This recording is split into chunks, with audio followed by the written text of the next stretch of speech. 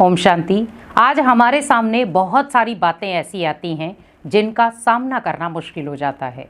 कई बार हम सोच लेते हैं कि सामना करना तो चाहते हैं, हम इतनी अंदर शक्ति है कि मैं सामना कर सकती हूँ, लेकिन कई बार लोग जब ऐसी ऐसी बातें बोल देते हैं जिनका हम सामना कर ही नहीं पाते। और कई बार हम सोचते हैं कि कब तक इनकी बातों का सामना करूँ, कब तक बर्दाश्त करूँ। लेकिन हमेशा याद रखें कि बातों का सामना करने के लिए आपके पास 3 चीज़ें बहुत ज़रूरी हैं, और ये 3 चीज़ें ही आपके कोई भी आपको कोई नेगेटिव बातें भी बोल कर जाएगा तो आप उनका बहुत इजीली सामना कर पाएंगे। पहला, सहन शक्ति। जब आपके जीवन में सहन शक्ति होगी, उस सहन शक्ति के कारण ही भले कोई व्यक्ति आपके साथ कैसी भी बातें करके चला जाएगा, लेकिन आप ये सोचें कि मेरे पास सहन शक्ति है भरपूर मात्रा में। ये मुझे तोड़ना चाहता है, भगवान मुझे जोड़ना चाहता है। ये मुझे कमज़ोर करना चाहता है, भगवान मुझे ताकतवर बनाना चाहता है। ये मुझे रुलाना चाहता है, भगवान मुझे खुशियाँ देना चाहता है। ये मुझे असफल बनाना चाहता है और भगवान मुझे सफल बनाना चाहता है। अब ये सोचो, कौन है आपके साथ? भगवान। तो दुनिया की बातों का असर आपके ऊपर होगा ही नहीं। जब आपके अंदर एक सहन शक्ति आ जाएगी, और सहन शक्ति के साथ साथ आपने ये 4 संकल्प क्रिएट कर लिए, तो आप जब वो बातें बोलेंगे आपको उनका पता भी नहीं चलेगा वो क्या बोलकर चले गए। तो वहाँ पर जैसे अगर कोई आपके साथ उल्टी सुल्टी बातें कर रहा है जो आपको पसंद नहीं है या आपको और ही तोड़ कर जाएंगी, वहाँ पर आप इन चीज़ों को पॉजिटिविटी में ले जाएं। जो आपको बताया आप उन्हीं संकल्पों को क्रिएट करें, और वो संकल्प आपको कैसे उन बातों से दूर ले जाएंगे, आपको उन बातों का इफ़ेक्ट भी नहीं होगा, बिल्कुल भी नहीं। क्योंकि इफ़ेक्ट होता है जहाँ पर कोई डिफेक्ट हो, लेकिन ना तो मैं इफ़ेक्ट होऊंगा ना मेरे अंदर कोई डिफेक्ट है, क्योंकि मुझे स्वयं भगवान परफेक्ट बनाने आया है। तो ना इफ़ेक्ट पड़ा ना डिफेक्ट हुआ, तो मैं क्या बन गया? परफेक्ट। तो परफेक्ट बनने के लिए मुझे क्या करना पड़ेगा? सहन करना है, और सहन भी मुझे एक अलग तरीके से करना है। ये नहीं कि गालियाँ निकाल रहा है तो सहन कर रहे हैं, नहीं। आप उसे एक पॉजिटिव एनर्जी में ले जाएं, तो क्या होगा? ना इफ़ेक्ट हुआ ना डिफेक्ट पड़ा, परफेक्ट बन गए। क्योंकि आपको जीवन जीना आ गया। संघर्ष भरा जीवन आप कैसे जी सकते हैं, वो जीना आ गया। पहला था सहन। दूसरा, हमेशा भगवान की लगन में रहें। कोई भी कार्य कर रहे हैं उसमें लगन बनाएं, क्योंकि आपका किसी भी कार्य को अगर आप लगन से कर रहे हैं तो सफलता आपकी है। क्योंकि हमेशा कहा जाता है जहां पर हम लगन से कोई कार्य करते हैं वहां पर हौसला और हिम्मत आपकी खुद बढ़ जाती है। लगन होनी चाहिए। कुछ भी कोई बोल रहा है, आपको कितना भी वो को तोड़ रहा है, लेकिन आपके अंदर एक लगन की आग होनी चाहिए। वो तोड़ने के लिए आया है, लेकिन मैंने क्या सोचा है अपने प्रति? मेरी लगन क्या है मेरे अपने प्रति? मेरी लगन क्या है? मुझे कुछ बनकर दिखाना है, कुछ नया अचीव करना है। दुनिया वाले क्या हैं? आज बोलेंगे, कल बोलेंगे, परसों बोलेंगे, चुप हो जाएंगे चौथे दिन। लेकिन अगर मेरी लगन कमज़ोर हो गई तो मैं सदा काल के लिए कमज़ोर हो जाऊंगा। वो लगन को डिलीट करने आए हैं, लेकिन मेरी लगन और अच्छी हो रही है। अब लगन के साथ ही तीसरा स्टेप ले लें, मगन। जितना आप किसी कार्य को मगन अवस्था के साथ करते हैं तो वो कार्य आपका जल्दी पूरा होता।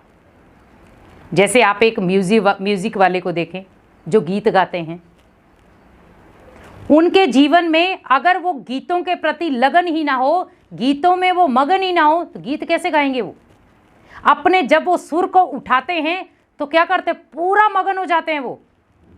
तो जितना वो मगन होंगे तो उनको दुनिया के शोर शराबे की पता भी नहीं चलेगा, क्योंकि वो मगन है यहां से। वो यहां से मगन नहीं है, यहां से मगन है। जैसे कोई व्यक्ति अपने मस्ती में मगन रहता है ना, तो ऑटोमेटिकली क्या कहते हैं हम, अरे इसको तो फर्क ही नहीं पड़ता, ऐसे बन जाओ। लेकिन वो भी नहीं कि भगवान आपको कुछ कह रहा है तो आपको फर्क नहीं पड़ना चाहिए, वहां फर्क पड़े। अरे भगवान मेरे बारे में क्या बोल रहा है और मैं कह रहा हूं मुझे फर्क नहीं पड़ता, यहां पड़ना चाहिए। अगर भगवान आपकी हर दिन प्रशंसा कर रहा है तो सोचो मैं सही ट्रैक पर चल रहा हूं। और अगर भगवान आपकी कहीं ना कहीं कोई ना कोई प्रकार की चीज को पकड़ कर बैठा है, बच्चे इन चीजों में सुधर जा, आज नहीं तो कल तुझे इसका सामना करना पड़ेगा।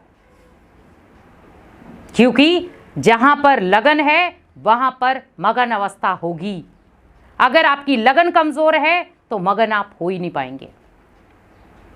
जैसे एक बच्चा है, अगर उसे पढ़ाई की लगन ही नहीं है तो वो पढ़ाई में मगन होगा भी नहीं, क्योंकि पढ़ाई में भी लगन चाहिए।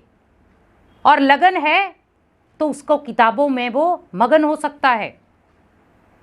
आपने एक बिजनेस खड़ा किया, लेकिन आपकी एक लगन थी कि मुझे बिजनेस खड़ा करना है, ये वाला बिजनेस ही करूंगा मैं, लेकिन उसमें आपको मज़ा नहीं आ रहा क्योंकि उसमें मगन अवस्था नहीं है, इसीलिए मज़ा नहीं आया। अब उसको क्या किया मैंने, एक नई दिशा दी, नए तरीके से करना शुरू किया, और आप इतने रुचि में आ गए कि आपको भोजन करना भूल गया, किसी से मिलना भूल गया, बातचीत करना भूल गया, लोग क्या आपके बारे में बोल रहे वो भी भूल गया, क्योंकि आप मगन हो गए। इसीलिए एक चीज बोलते हैं, मस्ताना रहे मस्ती में, आग लगे बस्ती में। क्यों? भले एक दुनिया ने एक श्लोक बोला ये, लेकिन आप सोचिए, मस्ताना मीन्स अपनी मस्ती में मस्त, उसे ये परवाह नहीं है दुनिया क्या कहेगी, लोग क्या कहेंगे, समाज क्या कहेगा। अगर आपको चेकिंग करनी है तो आप अपना सोचे, मैं अपने आप को क्या कह रहा हूं, मेरा मन मेरे लिए क्या बोल रहा है, मेरा दिमाग मेरे लिए क्या बोल रहा है, मेरी बुद्धि मेरे लिए क्या बोल रही है। तो आपको अगर इन तीन चीजों पर चलना आ गया, सहन करना आ गया, लगन में रहना आ गया, मगन होना आ गया, तो आप अपने जीवन में परफेक्ट हैं। क्योंकि ये तीन चीजें ही आपके जीवन को परफेक्ट बनाती हैं। आज देखो, भले मान लो एक लेडीज है, एक महिला है, घर में खाना बनाती, सफाई करती, झाड़ू पोछा करती, कपड़े धुलाई करती, बच्चों को संभालती, घर में कोई इतने मेहमान आते उनको देखती। लेकिन अगर उसका घर परिवार में लगन मगन ही ना हो, ना लगन हो उसके परिवार संभालने की, ना मगन तरीके से कर पाए, तो क्या होगा, वो परिवार नहीं रखेगा। लेकिन वो कितने प्यार से लगन से कार्य करती, सुबह उठे झाड़ू पोछा करना है, रोटी बनानी है, बच्चों को तैयार करना है, ये करना, तो वो लगन है, मेरे हैं मुझे करना पड़ेगा, क्योंकि वो बहुत सारी बातें उसमें सहन भी कर जाती है फिर। इसीलिए भगवान ने उसे दर्जा दिया वंदे मातरम, भारत माता की जय। कितना कुछ सहन कर लेती हैं। उनके 4 आंसुओं के पीछे कितना दर्द छुपा है वो कोई नहीं देख सकता, लेकिन भगवान उस दर्द को देखता है।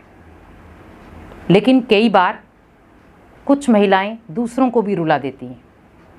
लेकिन हमेशा याद रखें, अगर आप पॉजिटिव हैं, अगर आपकी सोच पॉजिटिव है, तो आपका घर का माहौल खुद अच्छा बनेगा। आपने सहन किया है, उसका फल आपको ज़रूर मिलेगा। लेकिन अगर आपने उस सहन करने के साथ आपने किसी के साथ टकराव किया, उसका फल आपको कभी नहीं मिलेगा। एक बच्चा है, जब वो बड़ा होता है, जब वो खेल कूदता है, स्कूल में गया ही नहीं है, अब वो अपने में मगन है। कई बार हम कहते हैं देखो बच्चा अपने में खेलता रहता ही है, क्योंकि वो अपने में मगन है। मगन अवस्था बहुत ज़रूरी है। वैसे ही कुछ समय के लिए भगवान के प्यार में भी मगन हो जाएं, लेकिन उसके लिए चाहिए उसके प्यार की लगन, और जितनी लगन होगी उतनी मगन अवस्था होगी, और आपका जीवन, आपका घर परिवार और आप बहुत संतुष्ट रहेंगे, और आपका जीवन भी परफेक्ट बन जाएगा। ओम शांति।